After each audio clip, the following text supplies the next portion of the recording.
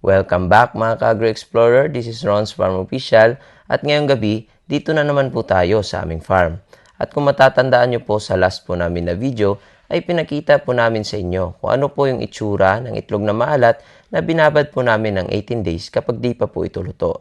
At ngayon, ipapakita na po namin sa inyo ang finished product kapag nailuto na po namin ito ng 8 oras. So tara mga ka-Agri-Explorer, tingnan po natin.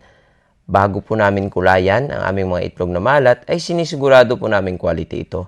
At para malaman po natin yan, ay kukuha po tayo ng isa at bubuksan po natin. Yan, pipili na po kami at nakapili na kami ng isa at ito po ang ating bubuksan. Yan, bubuksan na po natin mga ka-Agri-Explorer. At sa makikita nyo po, napaka-quality ng ating itlog na maalat. Gawa po yan ng maganda po talaga ang feeds ng Seedsi Feeds pagdating po sa nutrisyon ng ating mga itlog.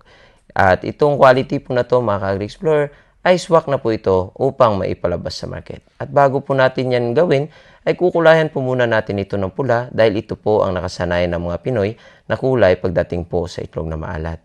At sa mga mag-iitik at nagbabalak pa pong mag-alaga ng itik, ay mainam na masubukan po ninyo ang feeds po ng Seedsi Feeds upang makaproduce rin po kayo ng quality at magandang itlog na maalat. Tapos na po namin kulayan na aming mga itlog na maalat at nailagay na po namin ito sa tray. Ready na po itong ibigay sa aming mga suki. So yun lamang po mga ka-Agri-Explorer. Salamat!